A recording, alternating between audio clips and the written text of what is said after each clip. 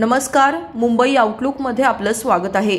नवी मुंबईतील ऐरोली येथे एका लग्न सोहळ्यात काही दिवसांपूर्वी चोरीची धक्कादायक घटना घडली होती।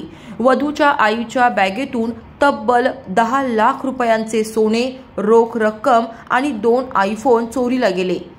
ही घटना रविवारी दिनांक 2 नोव्हेंबर रोजी सेक्टर 15 येथील लेवा पाटीदार समाज हॉलमध्ये लग्न सोहळा सुरू असताना दुपारी 4:30 वाजण्याच्या सुमारास स्टेजवर हा प्रसंग घडला। त्यामुळे चालू लग्नात एकच खळबळ माजली। सर्वत्र चिंतेचं वातावरण पसरलं होतं। या प्रकरणी पोलिसांनी अज्ञात व्यक्तीविरुद्ध रबाळे पोलीस ठाण्यात गुन्हा दाखल केला। पोलिसांनी तातडीने तपास देखील सुरू केला। 65 वर्षीय शकुंतला प्रसाद या अक्षय सोसायटी सेक्टर 15 ऐरोली येथे राहतात। शकुंतला प्रसाद यांनी स्टेजवर ठेवलेली त्यांची बॅग अचानक गायब झाली। या बॅगेत सोन्याचे दागिने असे एकूण 92 ग्रॅम सोन्याचे दागिने, 2 आयफोन आणि 2 लाख रुपये रोख रक्कम होती। ही रोख रक्कम केटररला पैसे देण्यासाठी होती, मात्र ती देखील चोरीला गेली। पोलिसांच्या माहितीनुसार लग्न मंडपातील सीसीटीव्ही कॅमेऱ्यात एक संशयित व्यक्ती कैद झाला। हा व्यक्ती पाहुणा असल्याचं भासवून स्टेजजवळ फिरत होता। तोच व्यक्ती शकुंतला प्रसाद यांची बॅग घेऊन लग्न मंडपातून बाहेर पडताना दिसला। पोलिसांनी चोरीला गेलेल्या आयफोनचे लोकेशन ट्रेस देखील केलं। एका आयफोनचं लोकेशन हे शहापूर ठाणे जिल्ह्यापर्यंत दाखवत होता।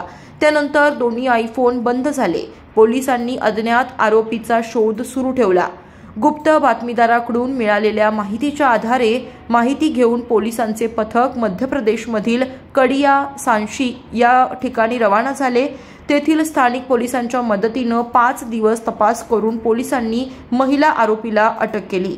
अटक केलेल्या महिलेचं नाव अंजली प्रदीप दपानी, वय 28 वर्ष असून ती मूळची मध्य प्रदेशची रहिवासी आहे। पोलिसांनी आरोपी महिलेकडून सोन्या चांदीचे दागिने, रोख रक्कम व आयफोन असा एकूण 7,53,000 रुपये किमतीचा मुद्देमाल हस्तगत केला व तक्रारदार शकुंतला प्रसाद यांच्याकडे हा सुपूर्द देखील करण्यात आला।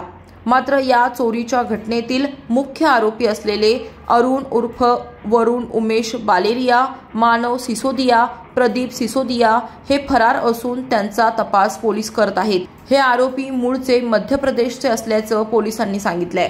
या घटनेचा तपास वरिष्ठ पोलीस निरीक्षक बाळकृष्ण सावंत यांच्या मार्गदर्शनाखाली सचिन गवळी, श्याम बनसोडे, अविनाश पाळदे यांच्या पोलीस पथकाने केला।